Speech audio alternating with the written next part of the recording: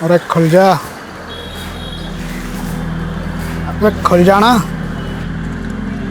अरे अली बाबा खुल जा सिम सिम। अरे खुलता क्यों ना भूतनी के।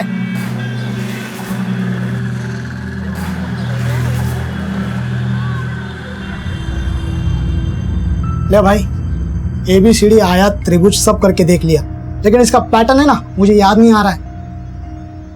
2000 रुपये लगेंगे। चल खोल खोल। ठीक है।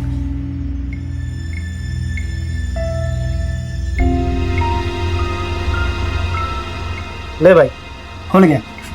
खुल गया। हाँ, और ये है पैटर्न।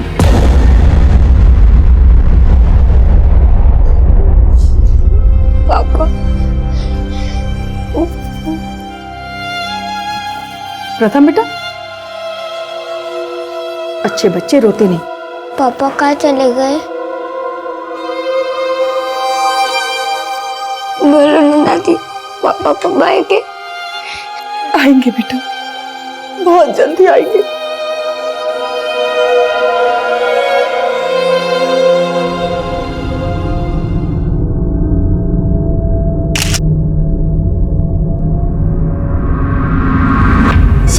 सर सुदेश बत्रा के मोबाइल का IMEI नंबर ट्रैकिंग पे था। अभी अब उसके फोन में एक दूसरा सिम कार्ड एक्टिव हुआ है विकासपुरी में।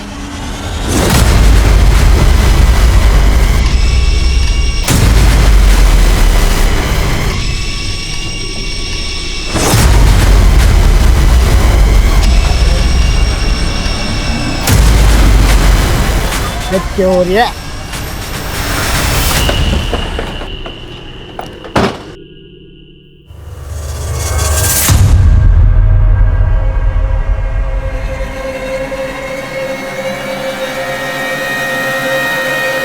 रुक, इधर आ।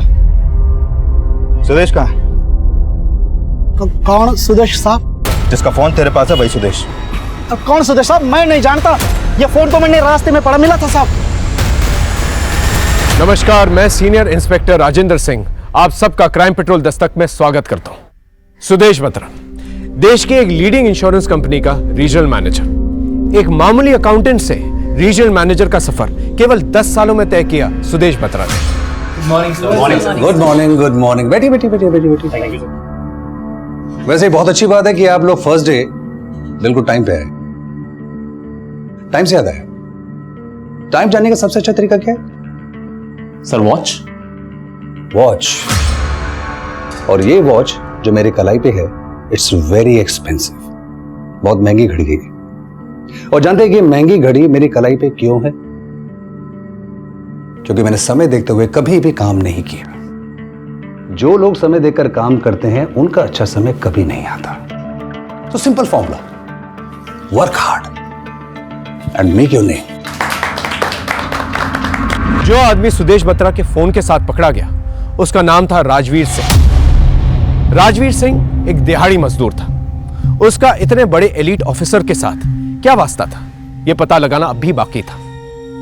10 अगस्त 2018 सुदेश बत्रा गायब होता है। सुदेश बत्रा मिसिंग केस के इन्वेस्टिगेशन के दौरान उसकी जिंदगी के पर्सनल और प्रोफेशनल कई पहलू हमारे सामने हैं।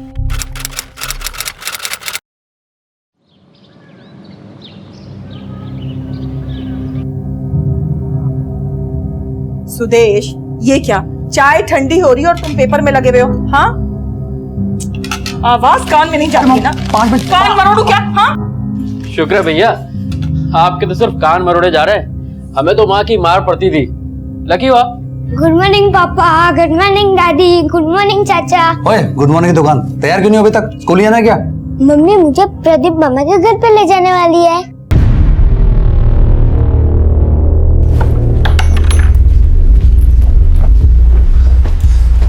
अंजलि, तुम्हारा मूड बदला नहीं अभी तक? बदल तो तुम गए हो, इसलिए मुझे भी अपना रास्ता बदलना पड़ेगा, और ये घर भी। अरे यार, तुम क्या ये बेकार की बातें बोलकर घर का माहौल इस तरह से खराब कर रही हो? बेकार की बात है, जो बोल रही हूँ एकदम ठीक बोल रही हूँ मैं। ऑफिस के 25 लोगों को हैंडल करना आसान काम है, तुमको हैंडल करना इम्पॉसिबल है।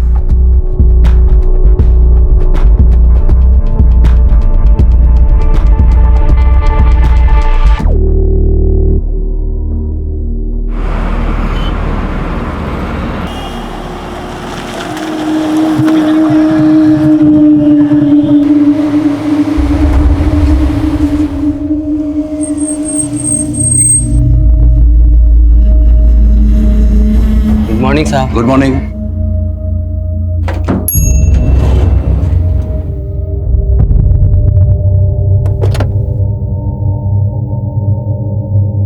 बाद में बात करती हूँ। Good morning, good morning, good morning. Sudesh, good morning. Sudesh, देखा तूने? डीएनपी के 20 कलीग्स इन्वॉल्व थे इस स्कैम में और उनके शेयर्स तो रोजाना गिर रहे हैं। लेकिन हमारे शेयर तो बढ़ रहे हैं ना। इट्स बेटर कि हम अपने काम पे फोकस करें। Get back to work. Madhu, आज का शेड्यूल लेके आओ।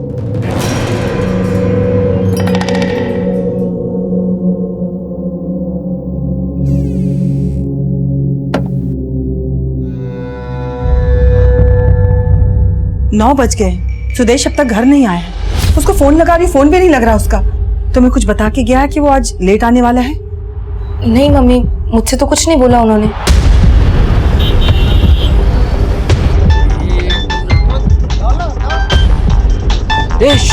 माँ को फोन आ रहा है। हेलो पराग, 11 बज गए, सुदेश अब तक घर नहीं पहुंचा है। मैंने उसका फोन भी ट्राई किया, फोन बंद आ रहा है। मैंने उसके ऑफिस भी फोन किया, पता चला वो टाइम पे ऑफिस से निकल गया। बेटा मुझे बहुत बहुत फिक्र हो रही है बेटा।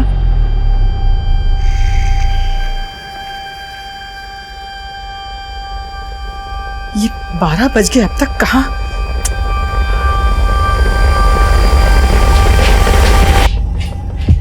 अंजलि, इतनी रात को कहाँ जा रही हो? सुदेश को ढूंढने। मैं जानती हूँ शायद वो कहाँ है। क्या वाकई अंजलि को पता था कि सुदेश उस रात कहां गया था? यह सवाल हमारी इन्वेस्टिगेशन का हिस्सा बनने वाला था, क्योंकि जब अंजलि ने मिसिंग कंप्लेंट लिखवाई थी तब उसने कहा था उसे बिल्कुल अंदाजा नहीं है सुदेश उस रात कहां गया था और ना ही किसी पे शक जताया था। 10 अगस्त 2018 की रात को सुदेश बत्रा की तलाश शुरू कर दी गई।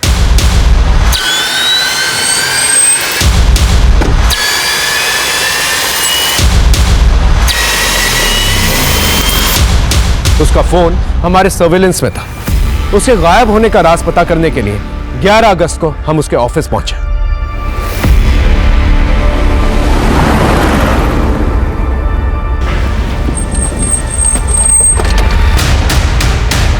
राणा सर, पूछताछ करो, मैं ऊपर देख के आया। सर।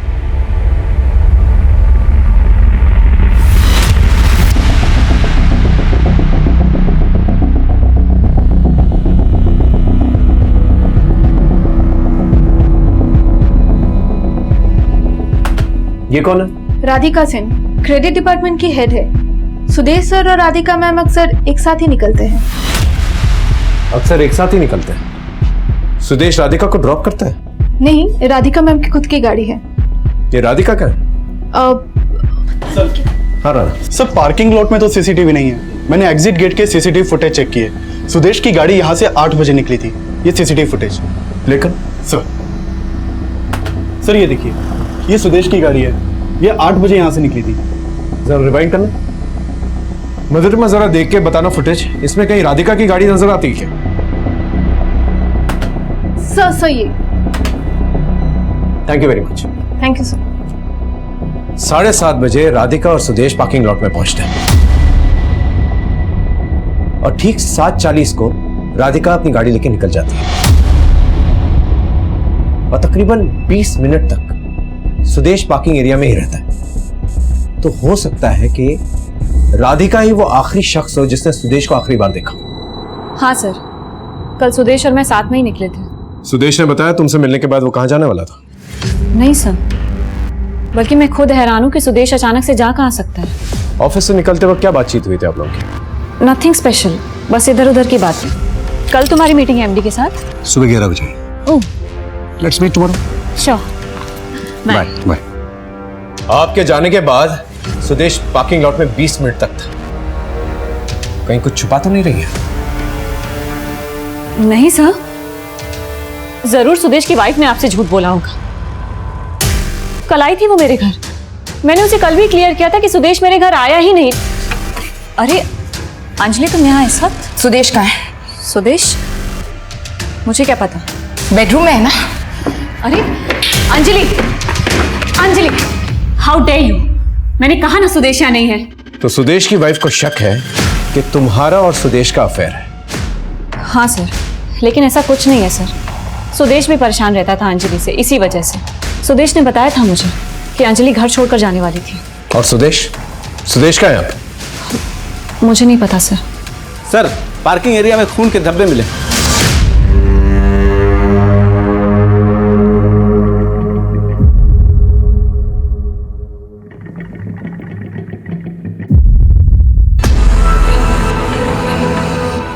ये देखिए सर।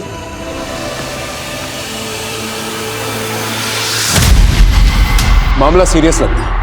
फॉरेंसिक टीम बुलाओ और ब्लड की जांच करवाओ। पता लगाओ सुदेश का ब्लड ग्रुप क्या था और इस ब्लड से मैच करके देखो। Okay sir.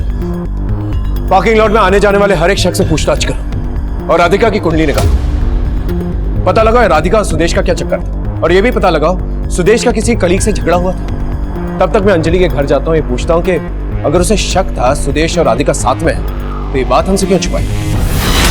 हाँ सर, मुझे शक है कि राधिका और सुदेश का अफेयर चल रहा है। इसी बात को लेकर मेरा और सुदेश का झगड़ा भी हुआ था। मुझे चीट कर रहे हो? मुझे तुम्हारे साथ नहीं रहना। I hate you. ठीक है, तुम्हें जो करना है करो, और अब मैं वो करूंगा जो मुझे करना है। और जब वो रात को घर नहीं आए तो मुझे लगा मुझसे बदला लेने के लिए वो राधिका के साथ, इसलिए अब राधिका के घर गई। Anjali, how dare you! मैंने कहा ना सुदेश यहाँ नहीं है। नहीं है तो देखने दो ना, रोक क्यों रही हो? अरे अंजलि, मेरी बात। राधिका, क्या चल रहा है सब? क्या हो क्या रहा है मेरे घर में? वो तो राधिका के हस्बैंड घर आ गए थे, नहीं तो मैं। हस्बैंड? हाँ सर, जैसे सुदेश मुझे चीट कर रहे हैं, राधिका अपने हस्बैंड को चीट कर रही है। अगर आपको इतना ही डाउट था तो पहले क्यों नहीं बताया हमसे ये सब? सर, मैं बात को ज्यादा आगे बढ़ाना नहीं चाहती थी। वैसे कोई और बात है जो आप हमसे छुपा रही हैं? जी बिल्कुल नहीं, ऐसी कोई बात नहीं है।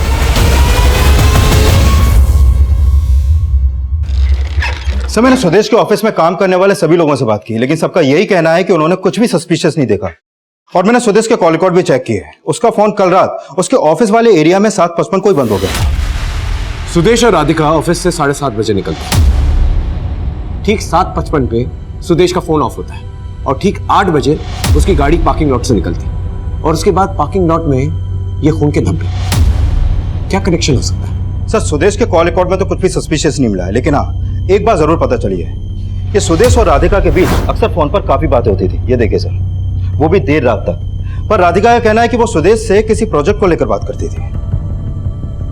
और दूसरी ओर अंजलि को लगता है कि सुदेश राधिका के साथ था उस रात। हो सकता है जो अंजलि ने ना देखा, राधिका के पति ने देख लिया सुदेश को अपने बेडरूम में। सर, मुझे लगता है सुदेश के गायब होने का कनेक्शन राधिका के घर से ही मिल सकता है।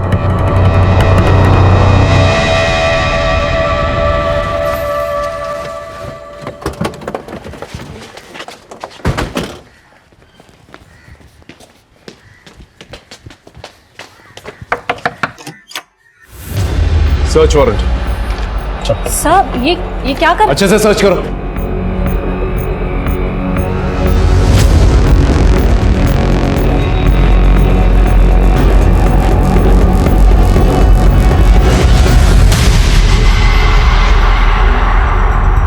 राधिका के घर पे हमें कुछ सस्पिशियस नहीं मिला जो सुदेश की मौजूदगी साबित कर सके। पार्किंग एरिया में जो ब्लड हमें मिला था वो ब्लड सुदेश के ब्लड ग्रुप से मैच करता था, लेकिन अब भी किसी नतीजे पे पहुंचना संभव नहीं था।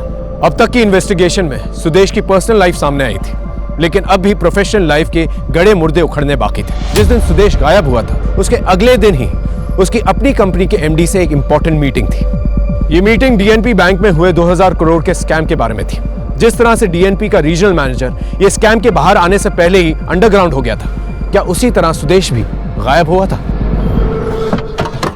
सर, अगर ये सुदेश वाकई में कोई स्कैम करके गायब हुआ है तो वो ब्लड जो हमें पार्किंग में मिला उसकी क्या कहानी है? ब्लड ग्रुप तो सुदेश से ही मैच कर रहा है। जो बंदा हजारों करोड़ का स्कैम करवा सकता है उसके लिए एक गलत लीड तैयार करवाना मामूली सी बात है। या हो सकता है मामला बिल्कुल उलट हो, यानी स्कैम किसी और ने किया। आपका मतलब राधिका से तो नहीं? करेक्ट। राधिका क्रेडिट डिपार्टमेंट की हेड है। उसने शायद किसी को गलत लोन दिया और इस बात की भनक सुदेश को पड़ गई और इसलिए उसे गायब कर दिया गया।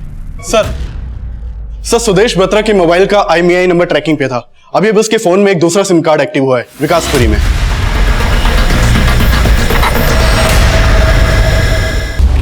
सर, इस राजवीर को बहुत तोड़ा, लेकिन वो अपने एक ही सुर पे अटका पड़ा है कि उसे सुदेश का मोबाइल विकासपुरी के पास कहीं पड़ा मिला। और सर, राजवीर के पास से एक और मोबाइल और 16,900 रुपए भी मिले हैं। साहब माना कि वो फोन मेरा नहीं है, लेकिन पैसे तो मेरे हैं ना साहब। वो फोन तो मुझे रास्ते में पड़ा मिला साहब, लेकिन पैसे मेरे कमाई के साहब, चोरी ना किया मैंने। साहब अच्छा, क्या धंधा करता है?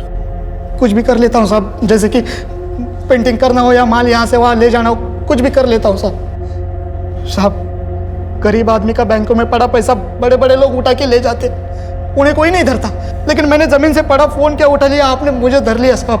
साहब माँ कसम साहब, अगर मेरा फोन भी जमीन पर गिर जाए ना तो भी ना उठाऊं मैं इसके आगे साहब। नौटंकी नहीं, नौटंकी नहीं।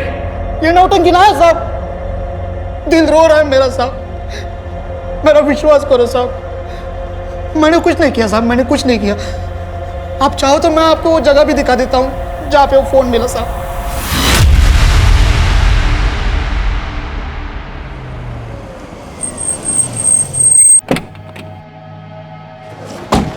बता कहाँ मिला था? साहब आज सुबह जा रहा था तो यहीं पे पड़ा मिला वो मनोज फोन। यहाँ पर? जी साहब। यहाँ इतने लोग आते जाते हैं, किसी को फोन दिखाई नहीं दिया, सिर्फ तुझे ही दिखाई दिया। हमारी किस्मत खराब थी साहब, जो आपकी मार खाने वास्ते ये मनोज फोन उठा लिया मैंने साहब। पैर पड़ता हूँ साहब, मरने जाने दो साहब, मेरी बीवी घर पर इंतजार करती होगी, फैमिली वाला आदमी हो साहब, जान दो।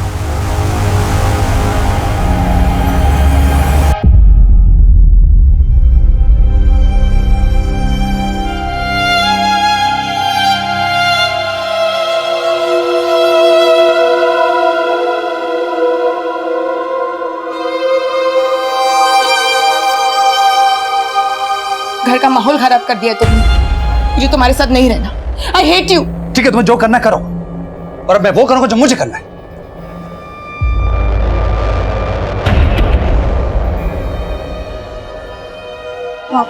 प्रथम,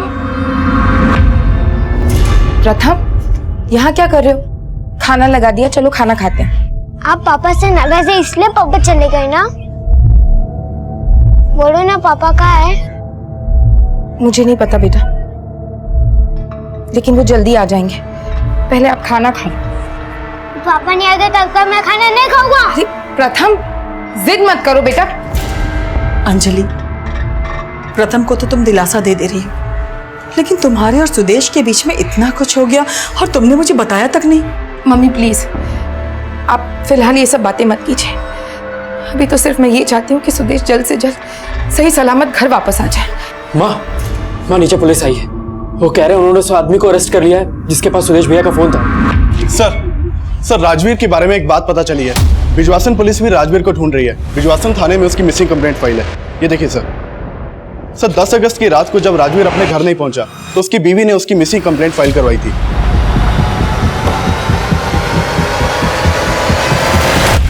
सुदेश के फोन की कहानी तो तूने सुना थी, अब अपने मिसिंग होने की कहानी सुनो। दरअसल 10 अगस्त को साहब हमारा डिम्पल के साथ झगड़ा हो गया था साहब। डिम्पल हमारी बीवी साहब। सुदेश की तरह इसकी भी बीवी के साथ झगड़ा हुआ था। क्या झगड़ा हुआ था? अब क्या बताऊं साहब, उस दिन क्यों, कोई कहानी नहीं सूझ रही? अरे ना साहब, कोई कहानी नहीं है। बात यह है कि डिम्पल जो है ना वो मेरी बैल्यू ना समझती साहब, हर बात पर किट किट करती रहती। खाना मांगो तो जाके ले लो खाना, पानी मांगो तो पी लो पानी।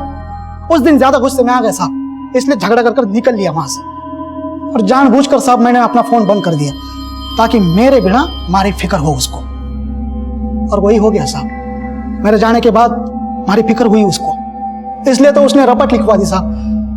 मैंने जाने दो साहब, घर पे डिम्पल मेरा इंतजार करती होगी साहब, जान दो। बेटा तू जितना ऊपर है ना उतना नीचे भी अच्छी तरह से समझना है हम लोग। 10 अगस्त को जानबूझ के फोन बंद किया था ना ताकि सुदेश को उठा सके, और मिसिंग कंप्लेंट का भी आइडिया तेरा ही था।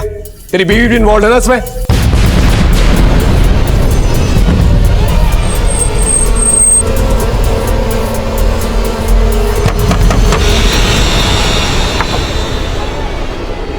डिम्पल जी पूरा घर सर्च करो। अरे सब कहाँ जा रहे हो? अंदर कहाँ जा रहे हो? अरे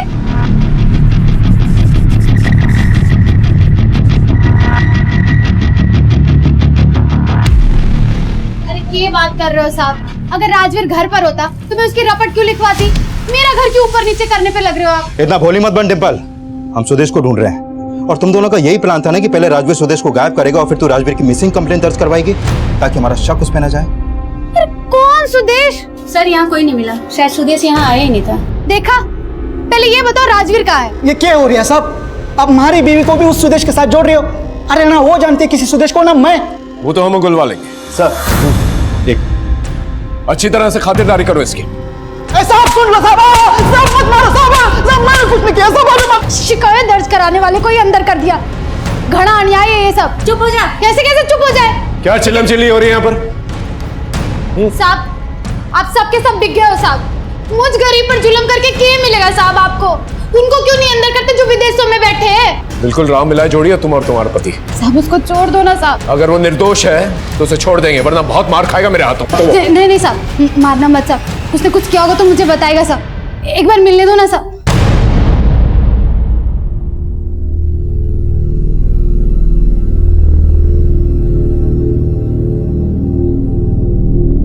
टिम्पू 5 मिनट है तेरे पास, जो बात करनी है कर ले। क्या भसड़ मचा रखी है तन्ने? पहले मेरे गहने गायब कर दिए, अब आदमी गायब कर दिया। अरे बस कर टिम्पू यार, बस कर। तड़ने के लागे से मैं ऐसा कुछ कर सकता हूँ क्या? मारी मती मारी गई थी, जो रास्ते में पड़ा वो फोन मैंने उठा लिया और फंस गया यार। लेकिन इन लोगों ने मैंने बहुत मारा टिम्पू, बहुत मारा मैंने यार। वो मैंने कुछ ना किया है टिम्पू, तारी कसम मैंने कुछ ना किया। रोता क्यों? रो हमने कुछ ना किया ना, हमें कुछ ना होगा। I love you Timpu, I love you यार। हमें दोनों मियां बीवी पे शक था, लेकिन उनका कोई कनेक्शन सुदेश से नहीं मिल पा रहा था। और तभी सुदेश की गाड़ी नजफगढ़ में मिली और गाड़ी मिलने के बाद यह साफ हो गया कि सुदेश के साथ कुछ भयानक हुआ था।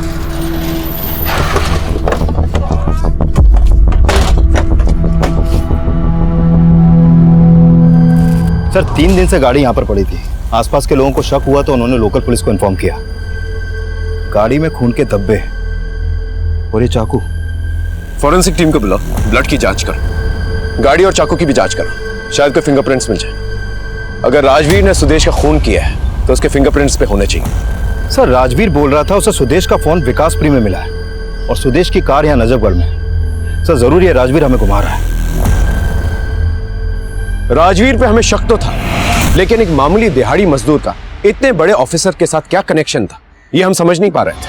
हो सकता था राजवीर को सुपारी मिली थी सुदेश को गायब करने के, लेकिन ये एक ऐसी थ्योरी थी जिसे सच साबित करने के लिए हमारे पास कोई भी ठोस सबूत नहीं था। इसीलिए हमने इन्वेस्टिगेशन की दिशा बदली और हमने सुदेश की फैमिली और उसके ऑफिस के लोगों को खंगालना शुरू किया। सुदेश एक जिम्मेदार बेटा था और अच्छा पिता भी, लेकिन उसकी बीवी अंजलि के साथ उसका रिश्ता ठीक नहीं था। अंजलि पे हमें शक था। राधिका और मेहुल भी हमारी रेडार में थे, लेकिन जैसे जैसे इन्वेस्टिगेशन आगे बढ़ती गई हमें पता लगा कि सुदेश के ना चाहने वाले उसके ऑफिस में कम नहीं थे। ये क्या सचिन, तुम्हारे टारगेट्स पूरे क्यों नहीं हो रहे? सर मैंने 200 से भी ज्यादा क्लाइंट्स को कॉल किए हैं, 4 बार किए हैं sir. I did my best sir. किसी का फेलियर उसका बेस्ट नहीं हो सकता। आप सभी को ये प्रॉब्लम है कि 200 क्लाइंट को कॉल किया, 2000 क्लाइंट को कॉल कीजिए। अगले महीने के रेगुलर टारगेट के साथ साथ इस महीने का डेफिसिट भी पूरा करना है। Okay sir.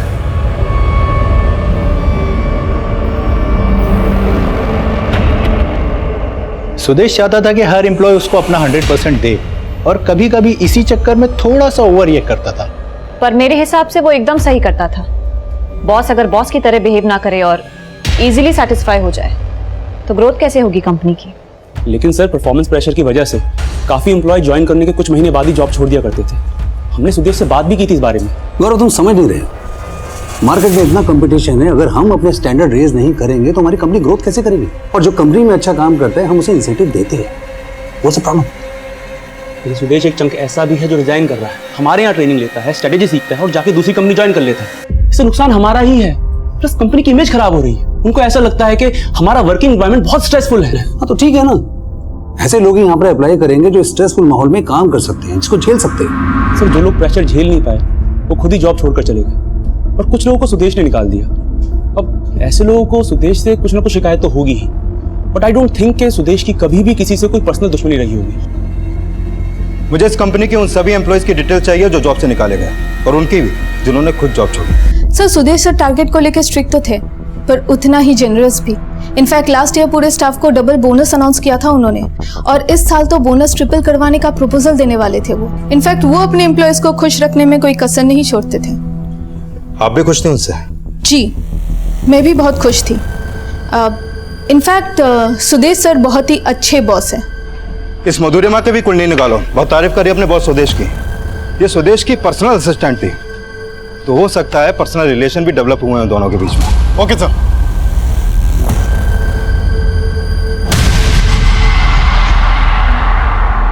प्रथम बेटा मत रो, पापा आ जाएंगे थोड़ी देर में बेटा। कितना वेट करूं दादी, पापा आपकी याद आ रही है।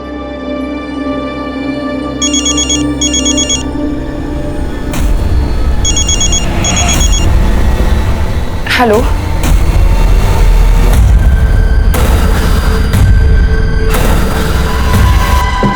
सर राजवीर की बीवी डिंपल के बारे में एक खबर पता चली। सर ये डिंपल प्रोस्टिट्यूट थी, इसके बहुत सारे क्लाइंट्स थे पहले, लेकिन राजवीर से शादी करने के बाद उसने वो सब काम छोड़ दिया। डिंपल एक प्रोस्टिट्यूट थी। डिंपल जैसी लड़की का, उसके पति राजवीर का सुदेश के साथ क्या कनेक्शन हो सकता है? लगता है डिंपल से मिलना पड़ेगा। अंजलि क्या हुआ? तू रो क्यों रही है? किसका फोन था? अरे तू चुप क्यों है, बोलते क्यों नहीं? मम्मी, सुदेश किडनैप हो गए। किडनैपर का कॉल था। हेलो, सुदेश की बीवी है ना तुम? कौन बोल रहा है? ये जानने की जरूरत नहीं है। अगर सुदेश को जिंदा देखना है तो तुझे 50 लाख देने होंगे।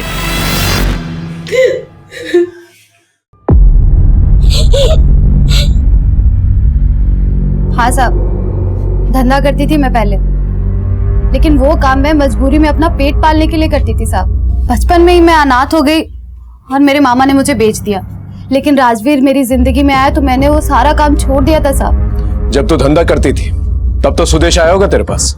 कौन सुदेश साहब? मुझे नहीं मालूम, मेरे लिए तो सब कुछ राजवीर ही है।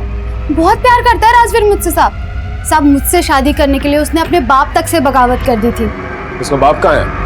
पता नहीं साहब, मुझसे शादी करने के बाद राजवीर के माँ बाप ने उससे सारे रिश्ते नाते तोड़ दिए साहब। जिस आदमी ने मुझे उस दलदल से निकाला, जिसने मुझसे शादी तक की साहब, वो इतना बुरा काम नहीं कर सकता साहब। सर, जिन एम्प्लॉयज ने सुदेश की लीडरशिप में रिजाइन किया उनमें से ये नीरज दहिया भी है। सर, ये नीरज और सुदेश कभी बहुत अच्छे दोस्त हुआ करते थे। 2 साल पहले ये दोनों ही रीजनल मैनेजर के दावेदार थे, लेकिन कंपनी ने चुना सुदेश को।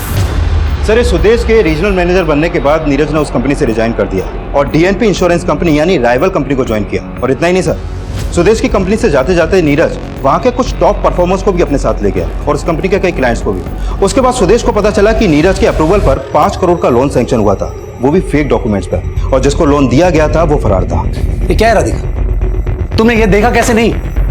क्रेडिट डिपार्टमेंट की हेड हो तुम, प्रॉपर पेपर वर्क के बगैर ये लोन सैंक्शन हुआ कैसे?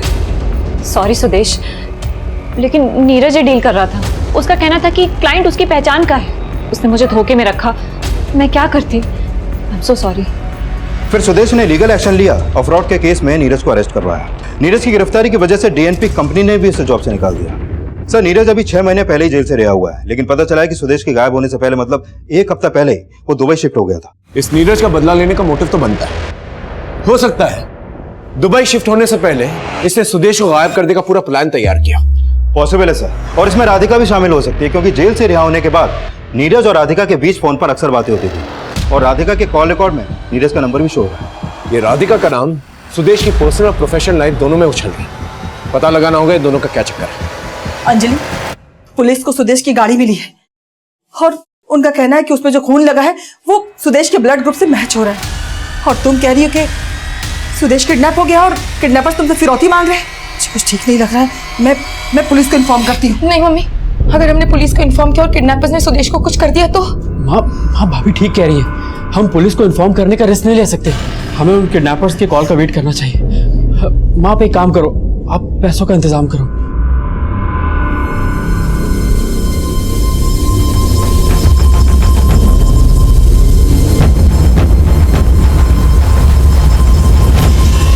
सुदेश की बीवी का कहना है कि सुदेश का अफेयर था तुम्हारे साथ। फिर ये नीरज का क्या चक्कर है? आप ऐसे ही मेरे कैरेक्टर पे उंगली नहीं उठा सकते। उंगली तो पहले से उठ रही है मैडम आप पर। अब आप ये बताइए, सुदेश के गायब होने से एक हफ्ता पहले नीरज दुबई चला जाता है, उसका क्या कनेक्शन है आपके साथ? आप मुझ पर बेकार में ही शक कर रहे हैं सर। तो फिर कंपनी छोड़ने के बाद भी नीरज तुम्हें फोन क्यों किया करता था? क्योंकि उसके साथ मिलकर मैं सुदेश को मारने की प्लानिंग कर रही थी, इसलिए।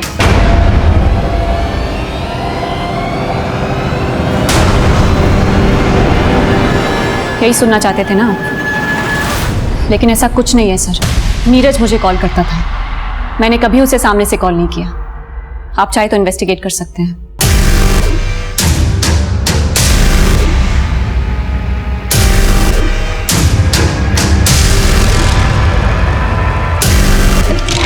सर, राधिका के खिलाफ तो कुछ नहीं मिल रहा और नीरज को दुबई से यहाँ बुलाने के लिए एम्बेसी से बात चल रही है। लेकिन सर एक बात तो पता चली है, नीरज को अरेस्ट करवाने के बाद सुदेश ने अपनी कंपनी में एक नई पॉलिसी बनाई जिसमें कंपनी के हर एम्प्लॉय को एक बॉन्ड साइन करना था। कैसा बॉन्ड? अगर कंपनी का कोई भी एम्प्लॉय जॉब छोड़ के जाता है तो वो कंपनी के किसी भी एम्प्लॉय या किसी भी क्लाइंट को अपने साथ नहीं ले जा सकता, ताकि एम्प्लॉय कंपनी छोड़ने की हिम्मत ही ना करे। Right sir. कंपनी के कई एम्प्लॉयज को बॉन्ड का आइडिया अच्छा नहीं लगा सर। और सर ये भी पता चला है कि इसी दौरान उसी कंपनी में काम करने वाले अक्षय और गौरव को भी बाहर से जॉब के काफी अच्छे ऑफर आए, लेकिन इस बॉन्ड के चलते ये लोग जॉब स्विच नहीं कर पाए। सर सुदेश की गाड़ी में जो चाकू मिला था उस पर किसी के फिंगरप्रिंट के निशान नहीं मिले, लेकिन सुदेश की गाड़ी की सीट पे जो उंगलियों के निशान मिले थे वो राजवीर के फिंगरप्रिंट से मैच करते हैं।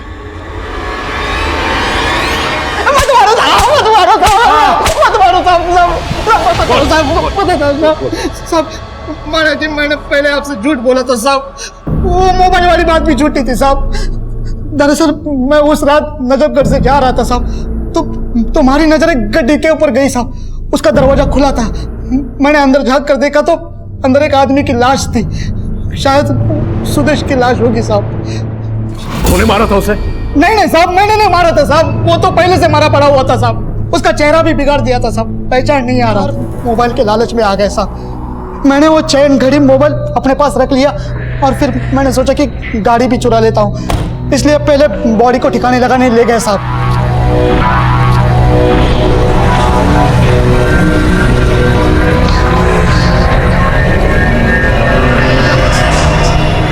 साहब बाद में मैंने जो है ना वो गाड़ी चुराने का आइडिया ड्रॉप कर दिया साहब, क्योंकि उसमें खून लगा था। बॉडी के पर्स से मुझे 4 कार्ड और 2000 रुपये कैश मिला, जो मैंने मेरे पास रख लिया साहब। घड़ी और चैन बेचकर 15,000 रुपये मिल गए थे, उसमें से 2100 रुपये का मोबाइल बना दिया। बाकी सब जो थे वो सब मेरे पैसे थे साहब। कुल मिलाकर 16,900 थे, जो आपको मेरी जेब से मिली। मैंने कुछ ना किया साहब, और मैंने कोई सुपारी भी ना ली साहब। आप चाहे तो मैं आपको वो जगह भी दिखा देता हूँ जहाँ पे मैंने वो बॉडी फेंकी थी। साहब इतना पीटो इसे कि झूठ के कीटाणु हमेशा के लिए मर जाए। मैं सच कर रहा था, मत मारो।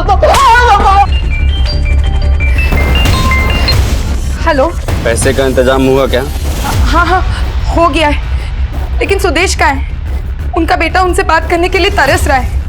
प्लीज एक बार बात करा दो प्लीज। हाँ।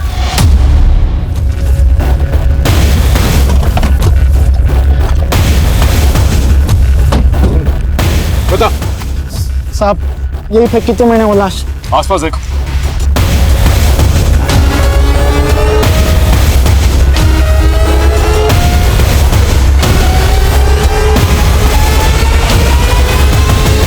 सर यहाँ आसपास तो कोई बॉडी नहीं मिली है। माँ कसम साहब, मैंने यही फेंकी थी बॉडी। तुझे मार कर यही काट दूंगा, समझा? साहब मेरा यकीन करो साहब, मैं झूठ नहीं बोल रहा हूँ साहब। लेके जाओ से। अरे मेरी बात तो सुन लो साहब। अरे मैं एक नंबर का झूठा है, लेकिन फिर भी चांस नहीं लिया जा सकता। लोकल पुलिस से पता करो कोई बॉडी मिली उन्हें, और सुनार से भी पूछो जिसने घड़ी और चेन खरीदी इससे।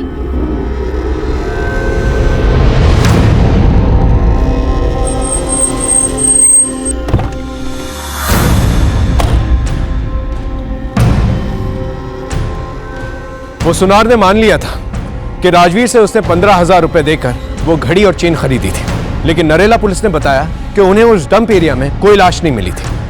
लेकिन राजवीर अब भी अपनी बात पर अटल था। उसने कहा कि उसने वो बॉडी उसी डंप एरिया में फेंकी थी। अगर वाकई में उसने ऐसा किया था तो फिर वो लाश गई कहां थी?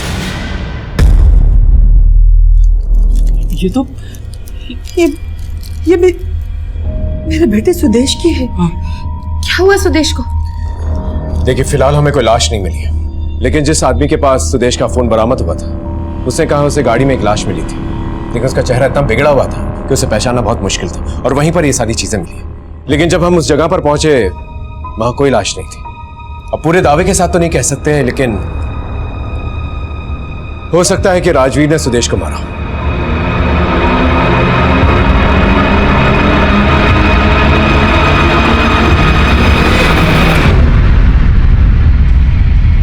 पुलिस को शक है कि सुदेश का मर्डर हो चुका है, और तेरा कहना है कि किडनैपर सुदेश को वापस करने के बदले पैसे मांग रहे हैं। हाँ, कहीं तू हमें पागल तो नहीं बना रही ना? तू नहीं कहीं सुदेश को कुछ ऐसा वैसा नहीं किया ना?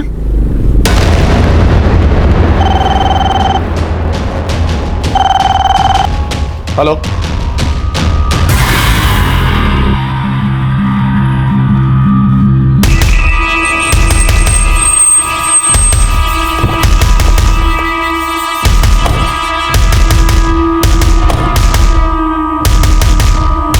मैं झूठ नहीं बोल रही हूँ सर, किडनैपर का कॉल आया था। मैं डर गई थी। उन्होंने मुझे धमकी दी थी कि अगर मैंने आप लोगों को कुछ भी कहा तो वो सुदेश को। लेकिन आपके सास और देवर का कहना है कि किडनैपर्स का फोन एक नाटक है। मैं जानती हूँ सर, मम्मी को मेरी बातों पर भरोसा नहीं है, लेकिन मैं सच कह रही हूँ। किडनैपर का कॉल आया था और उसने मुझे कहा सुदेश जिंदा है और उसके कब्जे में है। वो नंबर दीजिए जिससे किडनैपर से फोन किया था। सर राजवीर बता रहा था कि बॉडी का चेहरा पूरी तरह से बिगाड़ा हुआ था, और जहां उसने बॉडी डंप की वहां बॉडी नहीं मिली, और उस सुदेश की फिरौती का कॉल। सर, इस चक्कर को समझ में नहीं आ रहा है। पता करो सुदेश की बीवी ने जो नंबर दिया है वो कहाँ का है, सब समझ में आ जाए। सर,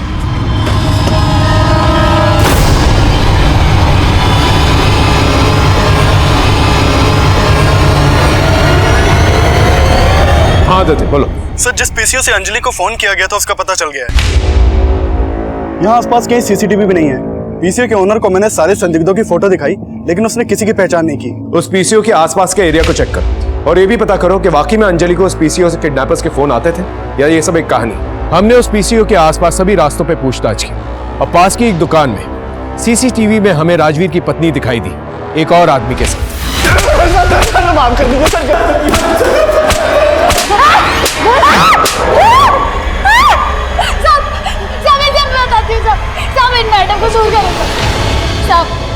मेरा कोई हाथ ना है सुदेश को गायब कराने में।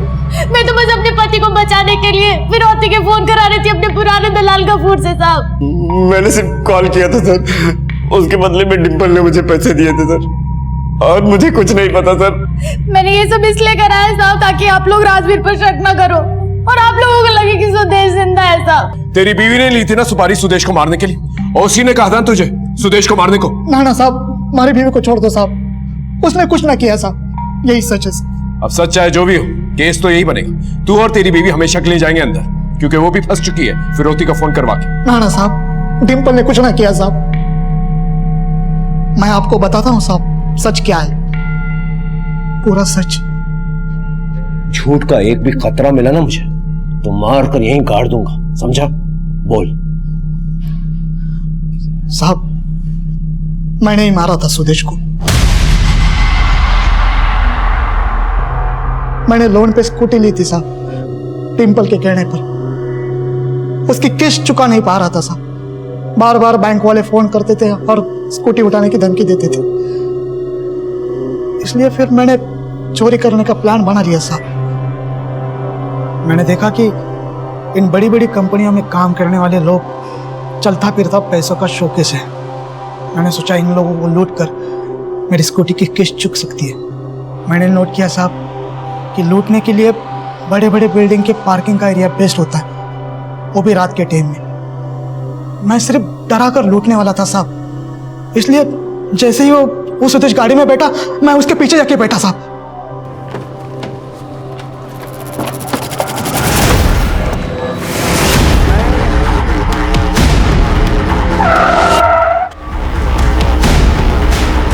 उसके बाद पत्थर से उसका चेहरा बिगाड़ दिया और उसकी गाड़ी नजाबगढ़ के एक सुनसान एरिया में छोड़ा है साहब।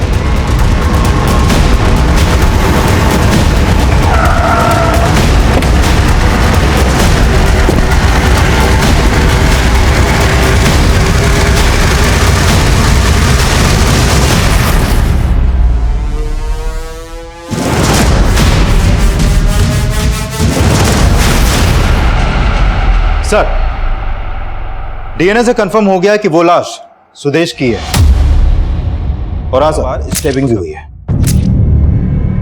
तुम्हें ये बात हजम हो रही है? राजवीर को अपनी स्कूटी की किस्त चुकानी थी, इसीलिए उसने ये सारा प्लान रचा। और जब सुदेश चिल्लाने लगा तो राजवीर ने उसे मार डाला। लेकिन 13 बार स्टैबिंग करके उसका चेहरा बिगाड़ के इतनी दूर ले जाके उसे फेंकने की क्या जरूरत थी? और जिस तरह से ब्रूटल किलिंग हुई है उसे देख के तो लगता है जैसे किसी ने पर्सनल दुश्मनी निभाई है। सर, सुदेश को अकेले इस तरह मारना और फिर इसकी लाश को गाड़ी में डालकर दूर जंगल में ले जाकर फेंक देना, सर ये किसी एक आदमी का तो काम नहीं हो सकता, वो भी राजवीर के साइज का।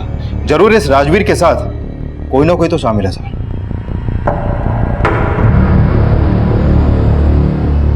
इस बार मैंने पूरा सच बोला है साहब, हमारे डिंपल की कसम साहब, मैंने ही मारा था सुदेश को। यही सच है, यही सच है साहब।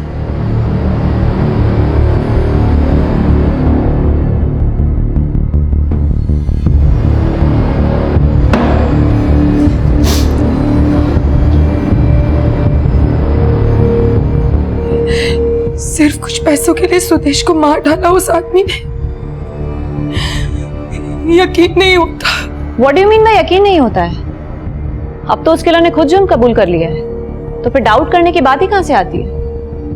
और वैसे भी कोई अपने सर पे इतना बड़ा इल्जाम क्यों लेगा? Anyway, let's get back to work. MD sir ने बोला है अब सुदेश के जाने के बाद मुझे उसका काम देखना है।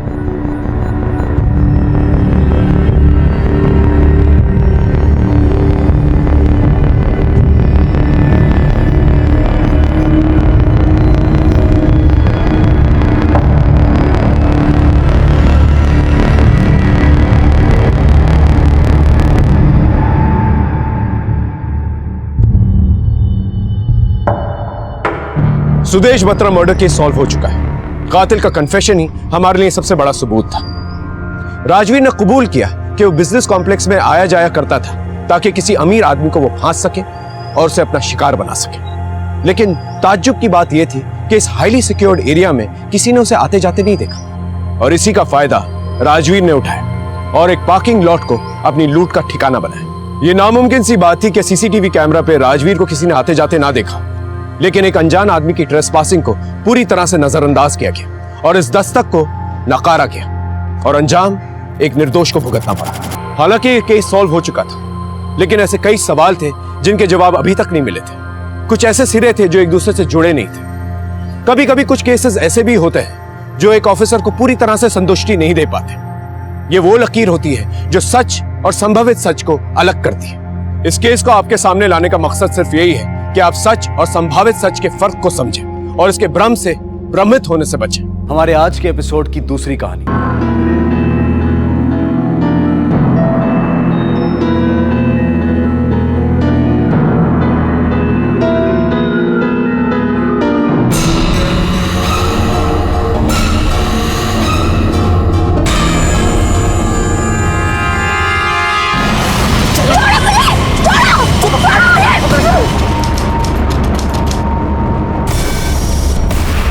काकर सर, अरे डॉक्टर साहब, काकर सर एक मिनट इकडे आना। डॉक्टर साहब, काय झालं? काकर सर मेरी बात सुनिए। बहुत बड़ी घटना हुई है, बहुत बड़ी, बहुत बड़ा बवाल होने वाला है। मगर क्या हुआ? कुछ लड़के एक लड़की को लेके आए थे और उसका रेप करके उन लोगों ने। बेचारी मरने वाली थी, मुझे इलाज करने के लिए बुलाया। लड़की कौन थी? नहीं, मुझे मालूम नहीं, वहां पे इतना अंधेरा था मैं ठीक से देख भी नहीं पाया। फिर पता नहीं उस लड़की के साथ क्या हुआ, जिंदा है भी कि मर गई, कुछ भी पता नहीं। नमस्ते, मैं सीनियर इंस्पेक्टर सुनील केलकर। जब मैं नासिक के मंगली पुलिस स्टेशन में पोस्टेड था, उस वक्त एक केस खबर के शक्ल में उड़ते उड़ते हमारे पास आया। वैसा बहुत अच्छा लगता है कि आज दुनिया और हमारा देश बेटियों के विकास पर जोर दे रही है और बेटियां भी हर क्षेत्र में आगे बढ़ रही हैं। चाहे वो खेल हो, फौज हो, बेटियां बेटों से आगे बढ़ रही है। लेकिन जब ऐसा होता है जो मेरे जोन के भातरी गांव में हुआ, तो देश का सर झुक जाता है। सच बोलता हूँ, आज भी जब उस केस के बारे में सोचता हूँ तो खून खौल उठता है। आप भी जब देखेंगे तो आपका दिल भी कांप उठेगा। सर, एक खबर लाया। सब उधर पूरे गांव में खबर है साहब कि लड़के के साथ रेप हुआ है। पूरे गांव का हर एक आदमी बात कर रहा है साहब। क्या नाम है गांव का? वही भातरी गांव, इधर के थाने में पड़ता है। कौन लोग बात कर रहे थे? वही गांव वाले लोग। सर अपनी तरफ से केस फाइल करें सुओ मोटो। मैंने पहले पता करो ये सच है या अफवाह है। ठीक है चल आता हूँ सर। हाँ लेकिन तुम्हें ये कौन बोला? वो मेरी ताई का सगा सुरेश। सर सावित्री का बेटा पूरब। किसके साथ हुआ, किसने किया, वो सब नहीं मालूम साहब। लेकिन आपको किसने बताया? साहब वो पटवारी साहब है ना, वो बोल रहे थे। कुछ लोग बातें कर रहे थे चौपाल पे, मदन, गाविद, उल्लास और भी काफी लोग थे वहाँ पे। मुझे तो सरपंच ने बोला साहब। मैं क्या बताऊँ साहब। हाँ लेकिन अपने वो डॉक्टर है ना, डॉक्टर विमल देसाई, उन्होंने बताया। शाम के 4 बज रहे थे, मैं अपने क्लिनिक का दरवाजा खोल रहा था।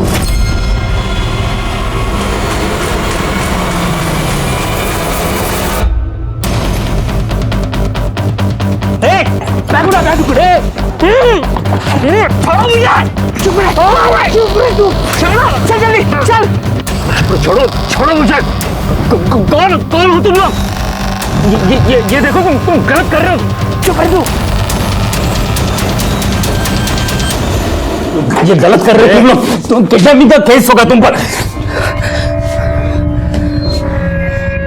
ये कहाँ पर लेकर आया मुझे? देख इसको, देख इसको, क्या हुआ? देख इसको, इलाज कर इसका। देख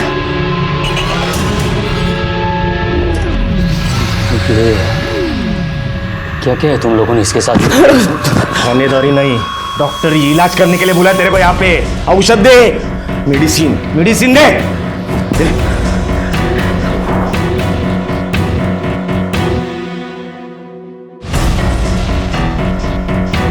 क्या हुआ है?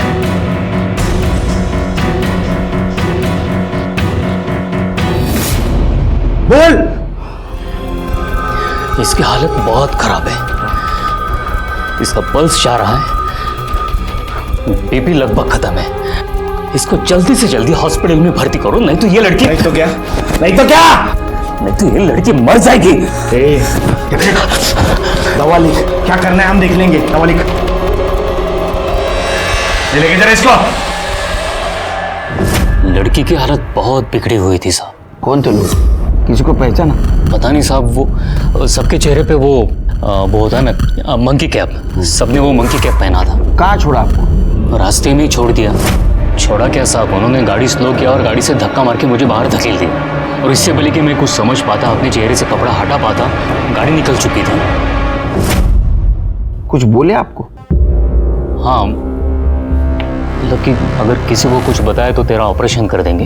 वो तुमको क्यों लेके गए इलाज के लिए? तुम्हें जानते थे? सब पता नहीं, मैंने कहा ना उन लोगों ने मंकी कैप पहना था, तो पता नहीं वो लोग कौन थे। तुम्हारे क्लिनिक के बाहर सीसीटीवी है? लेकिन खराब हो गया। ठीक करवा लो उसे। जी। लड़की का हुलिया देखा? चेहरा? सब अंधेरा था वहां पर, तो मैं ठीक ठीक देख नहीं पाया। उसका चेहरा काफी सूजा हुआ था, बहुत पीटा था उसको, नीचे कपड़े पे खून भी था। कोई सीडेटिव उन्होंने मतलब बेहोश करने की दवा उस लड़की को दी थी उन लोगों ने।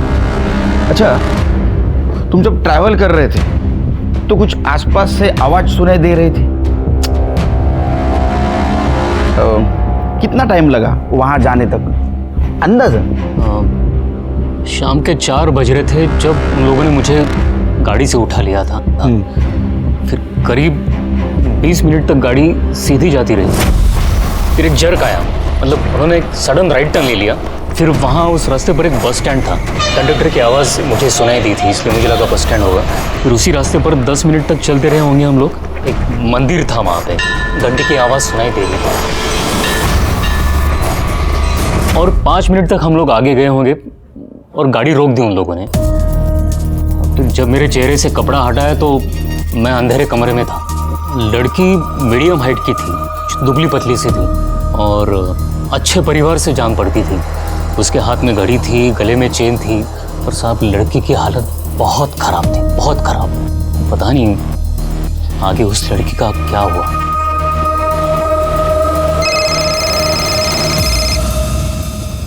हेलो। हाँ ठीक है, हम आ रहे।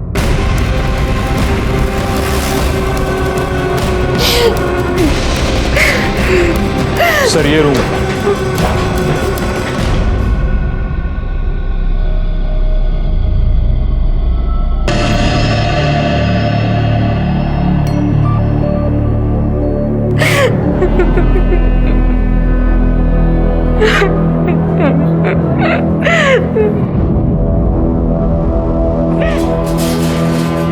डॉक्टर, मेरी बेटी को क्या हुआ? होश आ गया उसे? डॉक्टर साहब, मेरी लड़की कैसी, तबीयत कैसी है उसकी? देखिए, हम पूरी कोशिश कर रहे हैं, आप लोग थोड़ा सब्र कीजिए। हाँ इंस्पेक्टर साहब, आपसे थोड़ी बात करनी है, 1 मिनट आइए प्लीज।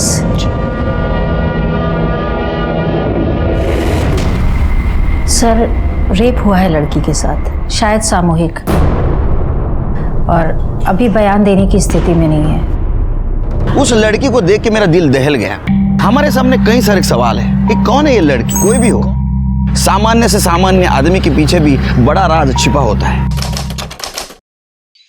और देखो, ये सब बहुत आसान है। अब फॉर्म विम भरने का रहेगा तो मैं भर दूंगा ना। और हाँ, आपकी डीलरशिप भी दिलवा देंगे, और आपकी कुएं की जगत, सुरदर्शन भाव की गली की सड़क, आप लोग की गासलेट की दुकान, बाबा ना सब में आपकी हेल्प कर देंगे। पर अभी ना बाबा ने सुबह से कुछ भी नहीं खाया, तो अभी आप चलकर खाइए, और आप लोग भी शाम को आइए। अरे बैठे बैठे बैठे बैठे। अरे मिता बेटा, मैं खाना खा लूंगा, तू टेंशन मत ले। कब? कल? परसों? बाबा हम जानते सबको आपकी हेल्प चाहिए, पर खाना भी बहुत जरूरी है। उठिए। अरे अच्छा, आप लोग चलिए, मैं कल सवेरे आप लोग से मिलता हूँ। धन्यवाद। चलिए। अरे चलता हूँ बाबा, चल चल। अरे चलिए, बैठिए। हाँ, सब तैयारी किया। कभी कभी मेरे को लगता है ना कि मैं इसका बाबा नहीं हूँ, ये मेरी बाबा है। बाबा नहीं, आई हूँ मैं आपकी। बाबा, आप हमेशा बच्चों की तरह करते रहते हैं। कितनी बार बोला कि आप सबको सलाह देना बंद करो। क्या मिलता है आपको सबको सलाह देकर? खुशी मिलती है, तरक्की होती है। हाँ मालूम है, खुशी बांटने से बढ़ती है, पर सेहत खाना खाने से बनती है, भूखे पेट रहने से नहीं।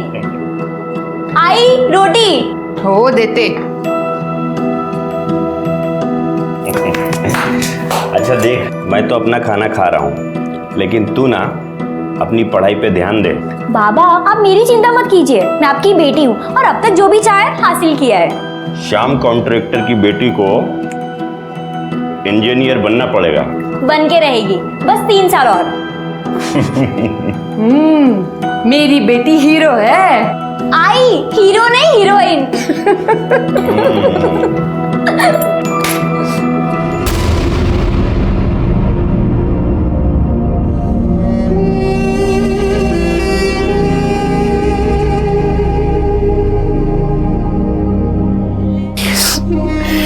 मालूम नहीं साहब, मालूम नहीं किसने किया। रोज सुबह 9 बजे ट्यूशन जाती थी और 2 बजे तक वापस आ जाती थी, लेकिन कल जब वो वापस नहीं आई तो मैंने उसको फोन किया, उसको फोन भी स्विच ऑफ आया सर। हाँ सर, पता नहीं किसका फोन आया साहब, मेरे को बोला कि तुम्हारी लड़की रिक्शा स्टैंड के पास पड़ी है। किसका फोन आया था?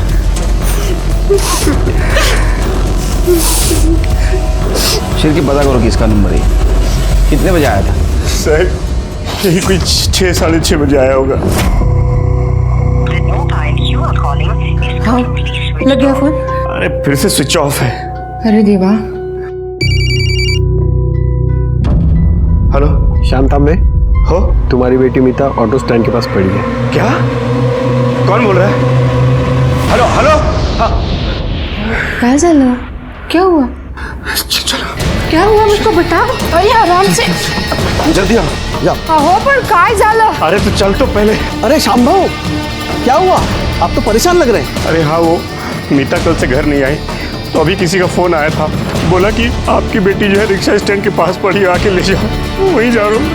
हाँ चला लवकर। प्रतीक, तू भाऊ के साथ जा। घूमो, मैं जाता हूँ।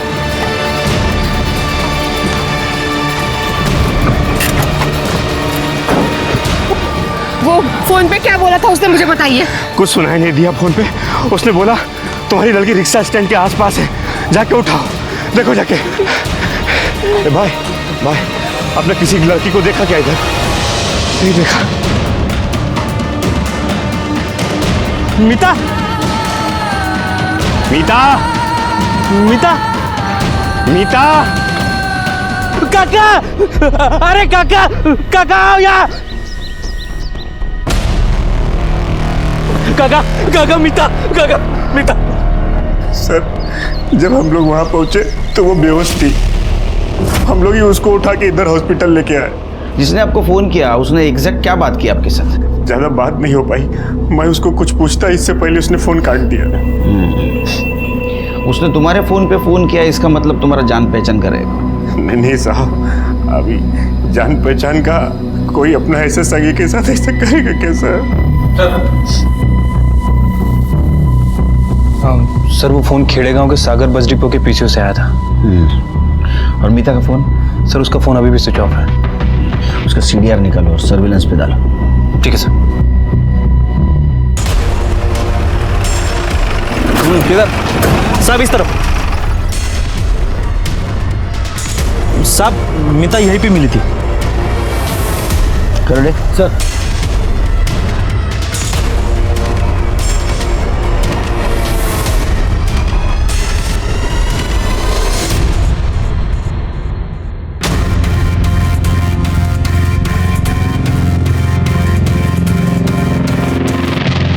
सर उन लोगों को तो कुछ नहीं पता।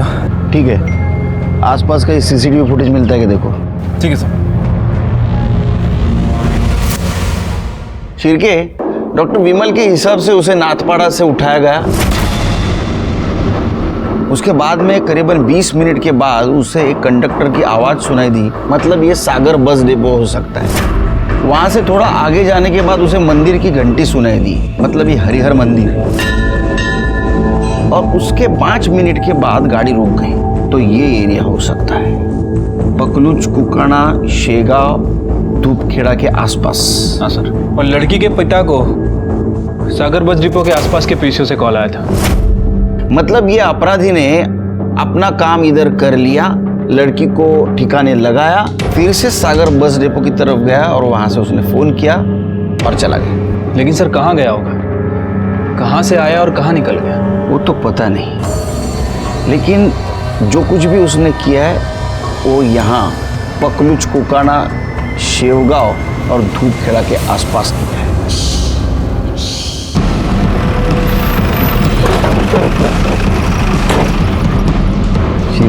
सर आजू बाजू पूछताछ करो, किसी ने कुछ देखा क्या? लड़की का हुलिया या किसी को आते जाते? क्योंकि डॉक्टर के कहने के मुताबिक 4 लोग थे, तो किसी ने कुछ ना कुछ तो देखा होगा।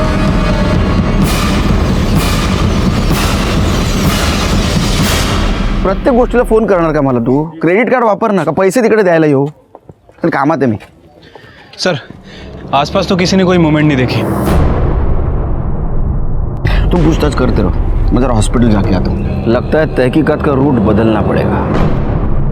एक 17-18 साल के लड़की के साथ कुछ अपराधियों ने घिनौनी हरकत की थी। लड़की हॉस्पिटल में थी और अपराधी फरार। और मुझे और मेरी टीम को सुकून नहीं था क्योंकि अपराधी को हमने अब तक नहीं पकड़ा था। एक बात बताऊं, अपराधी का चेहरा घिनौना या डरावना नहीं होता, वो तो हम जैसा ही होता है। इसीलिए उसके होने की और उसके करतूतों की दस्तक हमें मिलती है, लेकिन हम पहचान नहीं पाते। डॉक्टर विमल ने हमें तहकीकात का एक रूट बताया था, उसके ऊपर मेरी टीम चल रही थी और मैं हॉस्पिटल पहुंचा तहकीकात का दूसरा रूट ढूंढने, क्योंकि पुलिस को सुराग 2 ही जगह मिल सकता है, एक तो क्राइम लोकेशन पे या विक्टिम के पास। लड़की शॉक में है, होश में आने में थोड़ा टाइम लगेगा। रेप के बारे में कुछ पता चला? कितने लोग हो सकते हैं अंदाजन? कहना मुश्किल है सर, डीएनए टेस्ट करना होगा। आपके पास अगर डीएनए टेस्ट होता है तो कीजिए, क्योंकि आरोपी पकड़े जाने के बाद डीएनए टेस्ट की जरूरत पड़ेगी। इसको नशे की दवा भी दी गई थी और बीपी को नीचे लाने के लिए भी कुछ दिया गया था। जुबान पे पड़ा मिला है, निगला नहीं था उसने। कर दे, डॉक्टर विमल पुलिस स्टेशन बोलो। तुमने लड़की के लिए जो दवा दी थी उसका नाम क्या था? लड़की का बीपी एकदम नीचे जा रहा था, उसे नॉर्मल करने के लिए मैंने मोवाटिन डी लिख के दिया था। स्पेलिंग लिखो।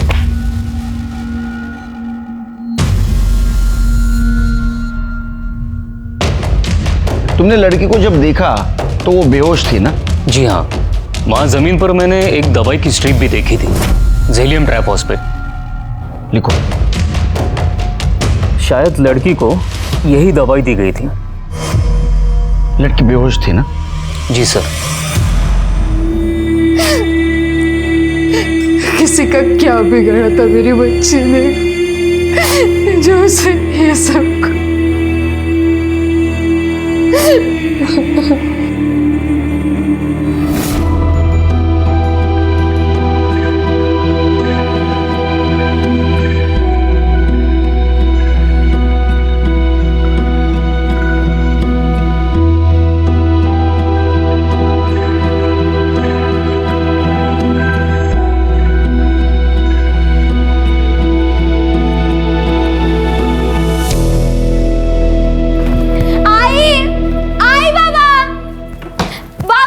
अरे हाँ भाई इधर हूँ। क्या हुआ क्या हुआ? पापा ये लीजिए, मुंह मीठा कीजिए। क्या क्या? हाँ वो आई कहाँ है? आई क्या हुआ? बेटा तो क्या हुआ? बेटा लेकिन मिठाई किस लिए खिला रही हो? आप लोग मिठाई खाइए ना, बस मन हुआ। चलो अब बता जल्दी से क्या हुआ? इंजीनियरिंग फर्स्ट ईयर में मैं पास हो गई। अरे वाह! विठोबा तुझे सगळ्या इच्छा पूर्ण करू दे। कभी कोई आँच ना है मेरी बेटी पे।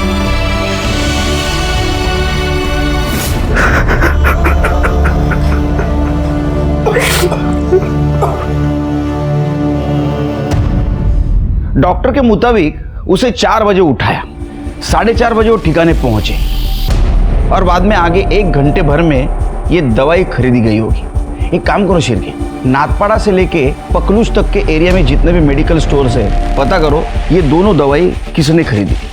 लो। ठीक है सर।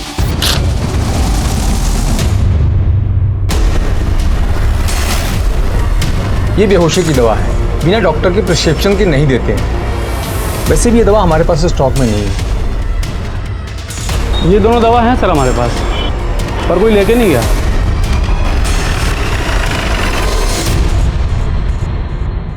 हाँ सर परसों सुबह एक आदमी लेकर गया था जेलियम ट्राइफॉस्फेट, सुबह 8 बजे। और मॉर्वेट डी भी उसी दिन कोई आदमी लेके गया है, शाम को 5 बजे। ये बेहोशी की दवा है? जी सर। मॉर्वेट डी वैसे सर बीपी की दवा है। तो बिना प्रिस्क्रिप्शन के मिल जाती है ये? नहीं सर। तो फिर तुमने कैसे दे दी? शायद सर नहीं, उसके पास प्रिस्क्रिप्शन था या नहीं अभी बता दो, वरना अच्छा नहीं होगा तुम्हारे लिए। सॉरी सर, उसके पास प्रिस्क्रिप्शन तो नहीं था। वो एक्चुअली बहुत जल्दी में था और कह रहा था घर पे प्रिस्क्रिप्शन भूला है, इसलिए दे दिया। ये दोनों दवाई एक ही आदमी ने ली थी? Sir 1 minute.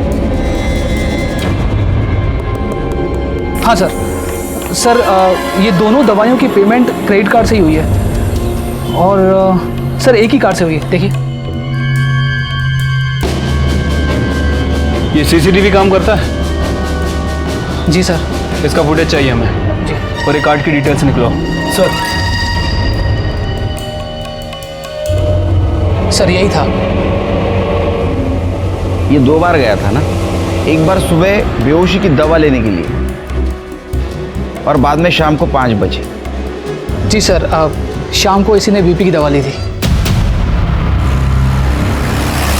शिरके, लड़की भी इसी गांव की है? हाँ सर।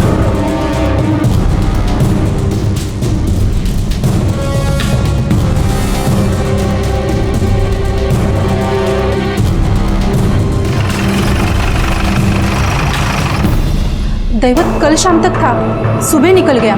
किसके साथ? एक लड़का था। कौन था? क्या नाम है लड़के का? नहीं साहब, मैंने ठीक से देखा नहीं उसको। किधर गए दोनों? बताया नहीं साहब, वो कभी बता के नहीं जाता है। मोबाइल नंबर दो दैवत का। हाँ बोलिए। 9867। शिरके, इस नंबर का कॉल रिकॉर्ड निकालो, इनसे दैवत का फोटो लो, हर पुलिस स्टेशन में भेज दो और नाके पे अलर्ट करो। ठीक है सर।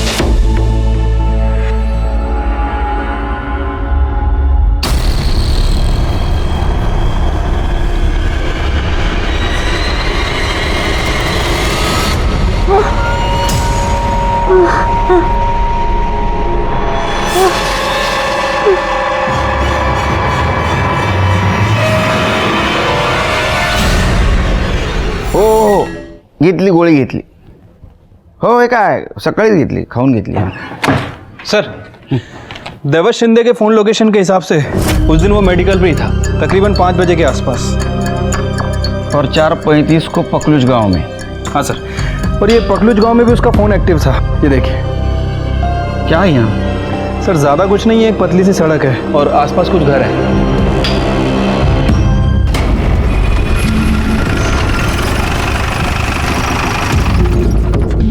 क्या कर रहे हैं इधर? चौकीदार है साहब, ये सामान रखना था. तू खोल. चाबी मालिक के पास है. एक दूंगा रख के. अरे अरे अरे खोल.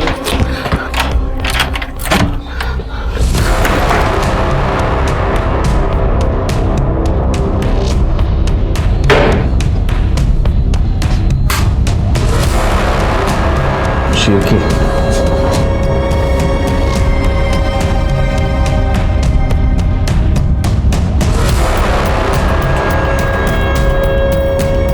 सर इंजीनियरिंग की किताब है और ये फ़ोन मिला है, लेकिन बंद है. इंजीनियरिंग की किताब मतलब ये बैग मीता का ही होगा. एक काम करो शिरके, फॉरेंसिक टीम को बुला. इस एरिया का टावर लोकेशन निकालो, पता चलेगा कौन कौन आया था. और तुम लोग सब कमरे की तलाशी लो अच्छी तरह से. मालिक पुलिस. सब काय झालं साहेब? भजन तू कोण आहे? सब बबन, हे घर माझं आहे. अच्छा हुआ तू आ गया. कल इधर दैवत आया था ना दोस्तों के साथ? कल तो कानाखाली जाळ काढू मग येईल लक्षात. हाँ आया था ना? नहीं साहब, वो दैवत सुबह मेरे से घर का चाबी लेके गया था. हाँ. वो बोला मैं दोस्तों के साथ में थोड़ा मजा मस्ती करते बैठेगा. सिर्फ बैठने आया था या कुछ और करने आया था? नहीं साहब, बाकी तो मुझे पता नहीं, मगर सब हुआ क्या है? शिरके बहुत भोला बन रहा है, इसको अंदर लेके जाओ, सब याद आएगा. अरे चल जाओ इनके साथ.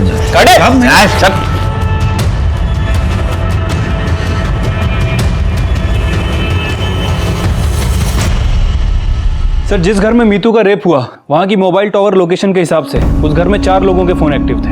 देवत, डॉक्टर विमल और 2 अननोन नंबर है सर. उनमें से एक नंबर के बारे में हमने पता कर लिया है. किसका है? बबन जादव के नाम रजिस्टर्ड है. ये 3:35 पे वहीं था. अगर उसने दैवत को सुबह चाबी दी तो दोपहर में वहाँ क्या कर रहा था? बबन को लेके आओ. साहब वो दैवत मेरे को बोला कि वो शंभू कोई लड़की लेकर आ रहा है, तो वो कमरा चाहिए करके. हाँ मैंने बोला उनको कि ये सब ठीक नहीं है. ये तू बोला? हाँ आई शपथ साहब, मैं ही बोला. फिर साहब वो जिद किया तो उन्होंने जिद किया और तूने जिद्दी लोगों को चाबी दे दी. ये शंभू कौन है? वो दैवत का गाँव वाला है साहब, वो भत्री गाँव का. शंभू और देवत के अलावा बाकी के 2 लोग कौन थे वहाँ पे? साहब वो सब मुझे मालूम नहीं साहब. अच्छा, वो डॉक्टर विमल भी कह रहे थे 4 लोग थे. शंभू, दैवत, तीसरा तू, चौथा कौन था? साहब तू वहाँ क्या कर रहा था रे? साहब मैं नहीं था साहब. एक दूंगा रख के. तेरा मोबाइल लोकेशन बोल रहा है, तू था वहाँ. क्या कर रहा था? हाँ साहब, मैं वो चेक करने गया था साहब. वो भैंस को चारा देना पड़ता है ना, वही चेक करने गया था. चारा देने गया था?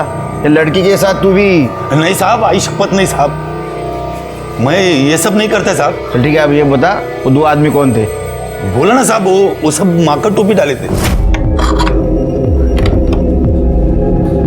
आओ अंदर आओ. क्या बबन दादा आप भी?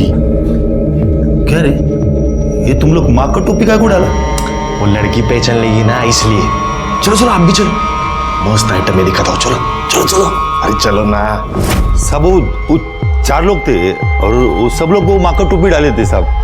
अपना शंभू और दैवत तो बकवास कर रहा था, लेकिन बाकी के 2 लोग चुप थे. और वो उसमें से एक था ना साहब, बहुत कमीना था साहब. आओ आओ बबन दादा, शर्मा मत. कैसा आइटम मस्त है ना? ए बबन दादा वही करने दो. चलो हो जाओ शुरू, हो जाओ शुरू. चाचा ये सब मैं नहीं करता है.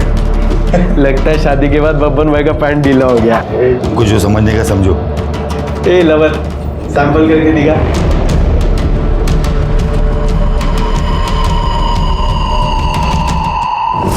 बाकी लोगों को मैं नहीं जानता साहब। शंभू का नंबर दे। शंभू नहीं होगा ना तेरे पास? चिरके हाथ घेऊन जा, नंबर काढा। चल साहब मैं देता हूँ। नाटक करता है सब देता सब। ये 162 उसको आता है पढ़ना।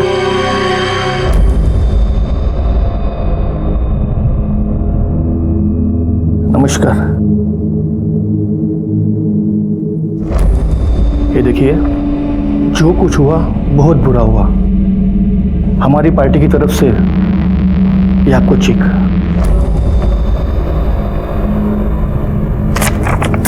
अरे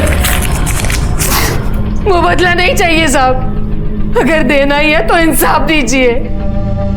जिन लोगों ने मेरी बेटी के साथ ये गंदी हरकत किया ना, उनको फांसी दिलाइए साहब। पैसा नहीं चाहिए, पैसा नहीं चाहिए।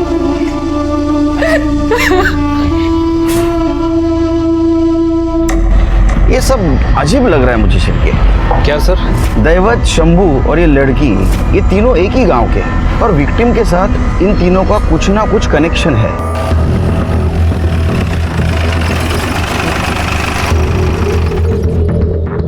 शंभू का घर यही है क्या? हाँ साहब यही है। बुला उसको। नहीं फिलहाल तो अभी वो इधर है नहीं। कहाँ गया? कल से बोल रहा था कि किसी दोस्त के पास जा रहा हूँ और उधर ही रहने वाला ऐसा बोल रहा था। तू कौन है? मैं शंभू का मामा हूँ साहब। लेकिन आप इतनी पूछताछ क्यों कर रहे हो शंभू की? क्या हुआ? तेरे को मालूम नहीं? पूरे गांव में चर्चा है। हाँ वो लड़की वाला मैटर ना साहब। नहीं साहब, हमारा शंभू ऐसा कर ही नहीं सकता। मुझे मालूम है साहब। हाँ पकलूज में तू भी था ना उसके साथ? हाँ नहीं साहब, मुझे तो इस बारे में कुछ पता नहीं साहब, कसम से। नासिक जिले के इस केस ने पूरी देश में सनसनी मचाई थी। मीडिया, पब्लिक सारे रास्ते पे उतर आए थे। हमारी तहकीकात भी जारी थी, हमारे हाथ सुराग भी लगा था। हमें हॉस्पिटल से फोन आया कि विक्टिम को होश आ गया। जब हमने विक्टिम से बात की और वो बोली तो यकीन मानिए पूरा देश, मीडिया, पब्लिक और हमारे होश उड़ गए। तुम वो 4 लोगों को पहचान सकती हो? कौन 4? वो 4 नहीं थे। फिर? वो तो 12 थे।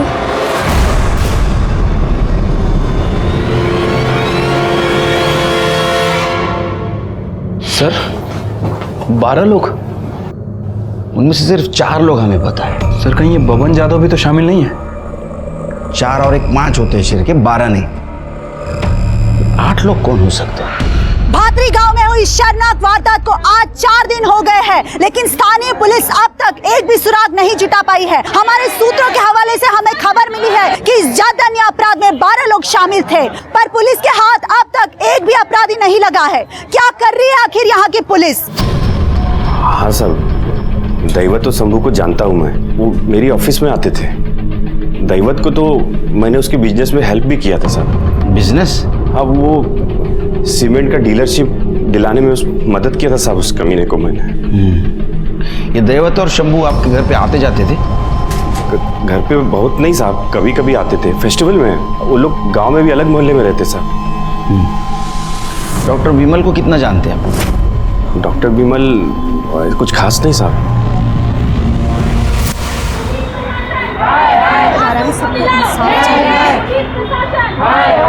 मीडिया को अंदर मत जाने। सर आखिर इस केस के बारे में क्या पता चला? इन्वेस्टिगेशन चल रहा है सर। अपराधियों के बारे में कुछ तो बताइए सर।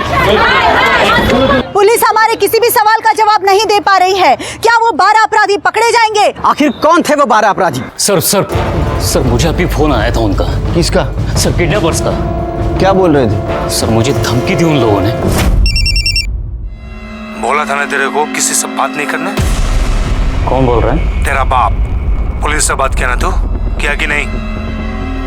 कौन? अभी तो सुन, एक शब्द और बोला ना किसी को, किडनी निकाल लूंगा तेरी। Hello hello. किस नंबर से आया था? सर ये शिरके।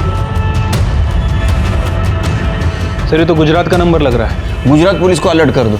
सर वो लोग बड़े ही खतरनाक लोग हैं सर। डॉक्टर, तुमने बोला था 4 आदमी थे, लड़की का बयान है 12 आदमी थे, तो फिर 8 आदमी दूसरे कौन थे?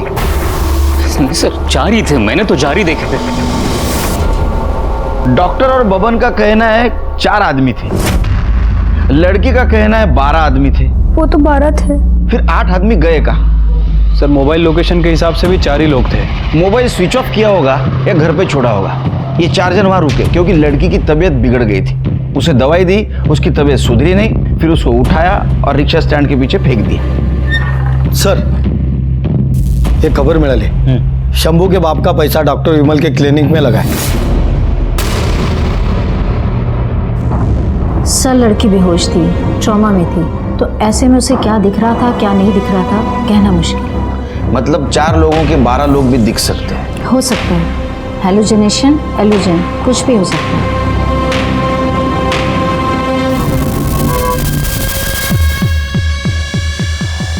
तुम्हें क्लास में या ट्यूशन में कोई लड़का छेड़ता था, परेशान करता था? नहीं सर। आपको कोई दोस्त, कोई बॉयफ्रेंड? नहीं सर, मतलब दोस्त है इंटरनेट पे, फ्रेंड रिक्वेस्ट भी बहुत आते हैं पर मैं एक्सेप्ट नहीं करती। कई दिनों से एक लड़का बार बार रिक्वेस्ट भेज रहा है। कौन है? नाम तो नहीं पता, पर उसके अकाउंट में गंदी तस्वीर है। कुछ तो नाम होगा। कुछ अजीब सा है। आप अपनी आईडी का पासवर्ड दे दीजिए, हम पता कर लेंगे। MEETHA।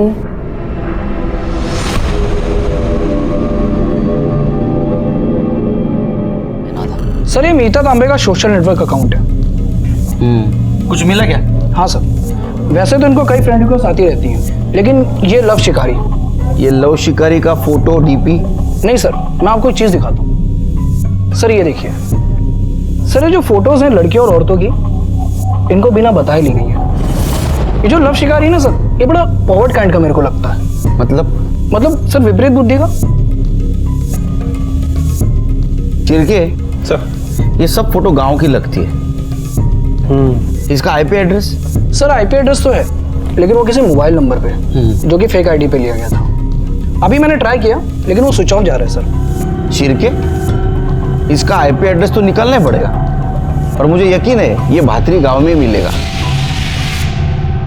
शिरके, एक ही तरीका इन्वेस्टिगेशन का, जिन औरतों की और लड़कियों की तस्वीर खींची है ना, उनसे पूछो इस लड़के को देखा है क्या उन्होंने। मालूम नहीं किसने निकाला है फोटो, मैं तो देखी भी नहीं। कितना गंदा फोटो निकाला साहब इसने मेरा। इसको पकड़ो और बंद करो जल्दी से।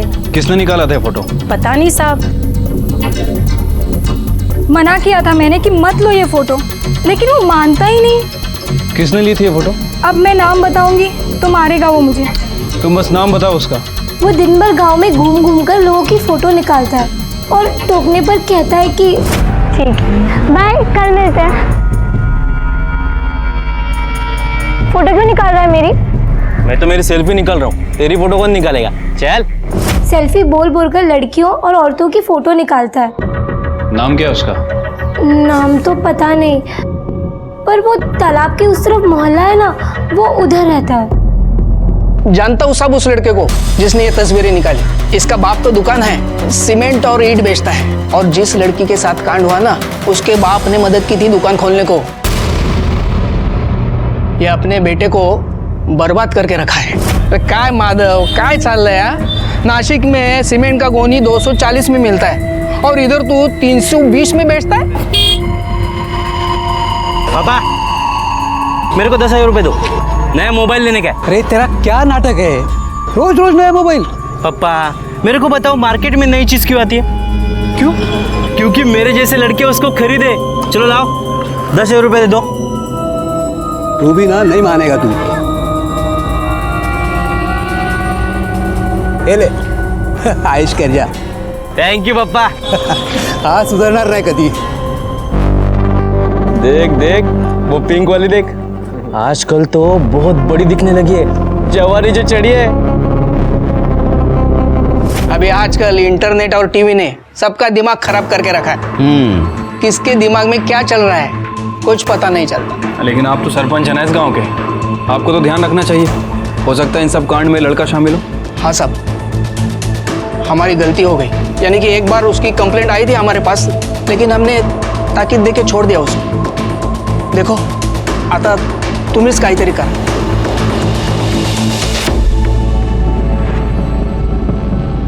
यही है वो लव शिकारी?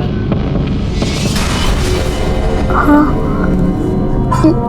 यही भेजता था मुझे फ्रेंड रिक्वेस्ट। इसे जानती आप? नहीं। ये माधव का बेटा है, जिसे आपके पापा ने बिजनेस में हेल्प की थी, सीमेंट की डीलरशिप दिलवाई थी।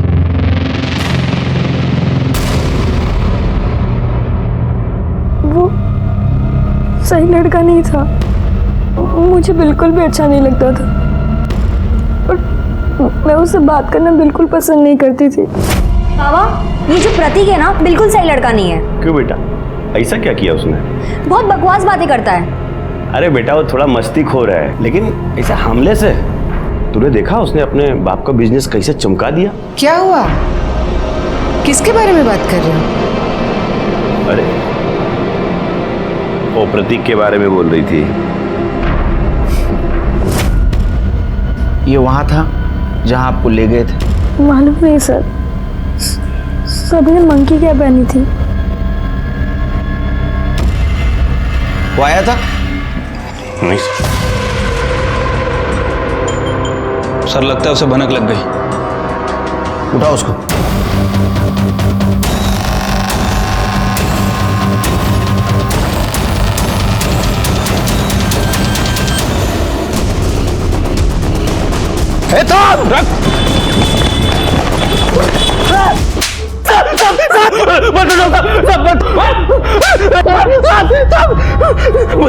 बता दो सब, बता दो।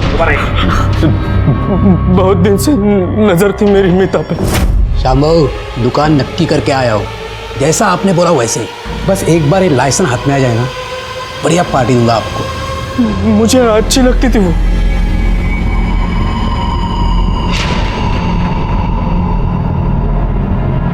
तो भी चलेगी ना पार्टी में? पहले ठीक से खड़ा हो जा।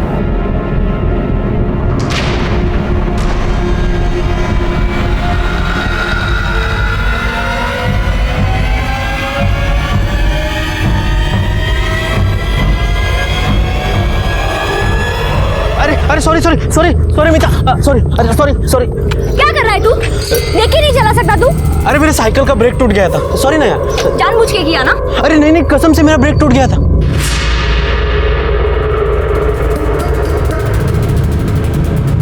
सीधी मुंह बात भी नहीं करती थी। अरे कुछ करना यार, मुझे उस मीता के साथ लव करना है। ये लवर, थोड़ा कंट्रोल कर अपने आप को। अरे दैवत से बात करना, उसका दोस्त बबन। अरे उसके पास घर है ना, उधर लेके जाते हैं उसको। सब मिलके साथ में मजा करेंगे, क्या बोलता है? सॉलिड ना? ये बात तूने सही बोली। हाँ, सब साथ में मजा कर। हेलो, हाँ दैवत। अरे वो मेरा दोस्त है ना प्रतीक, अरे उसको मिर्ची लगा लव का, थोड़ा शांत करना पड़ेगा। तेरा दोस्त है ना बबन, उसका घर लगेगा बस। हाँ अच्छा ठीक है, हो गया? हो जाएगा। बस तो अब लड़की को उठाने का इंतजाम कर। 4 व्हीलर है ना तेरे पास? 2 है यार, एक ही चाहिए। एक? लेकिन 2 लड़कों से काम नहीं चलेगा, तीसरा लड़का लगेगा अपने। 3? दैवत तो और मैं। अरे दैवत तो चाबी लेने जाएगा ना, लड़की उठाने के लिए तीसरा लड़का लगेगा। मेरा दोस्त है, उसको बुलाता हूँ, सिकंदर। अरे यार इतने सारे लोग, क्रिकेट नहीं खेलना है? ये चिंदी चोर, अभी तूने बोला ना सब मिलके मजा करेंगे, वैसे कौन सी तेरे को शादी करना है? अरे नहीं रे बाबा, अब पिछले टाइम तुम लड़की लेके आए थे, कितना राड़ा किया था। मेरे को नहीं मांगते झंझट सब। अरे बबन दादा, इस बार ऐसा कुछ नहीं होगा। लड़की गांव का है, चिल्लम चिल्ली नहीं होगा। मैं हूं ना, आप दे दो, चाबी दे दो। थैंक यू बबन दादा। जाओ मजा करो। प्रतीक, वो पापा को बोलना कि 6 ड्रम घासलेट का इंतजाम करें। आई में ये थे। मेरी डीलर से बात हो गई है। बाबा मैं जा रही हूँ।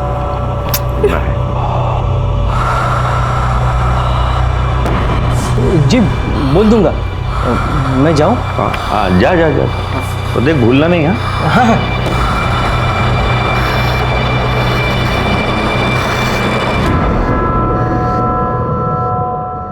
हेलो। अरे भाऊ, बेहोशी की दवा के लिए डॉक्टर का प्रिस्क्रिप्शन लगता है।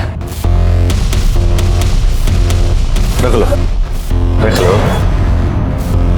लाता हूँ।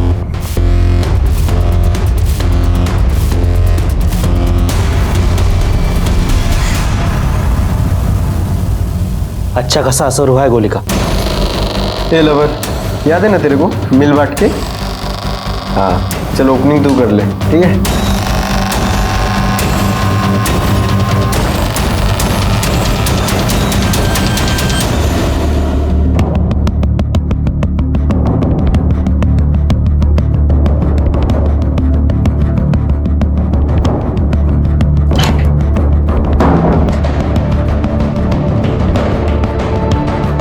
ए उठ, अरे उठ उठ।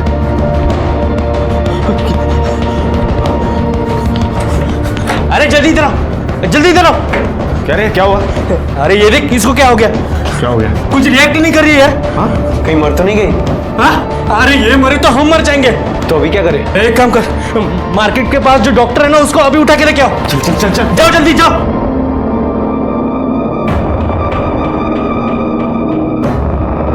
ये ले पानी ले।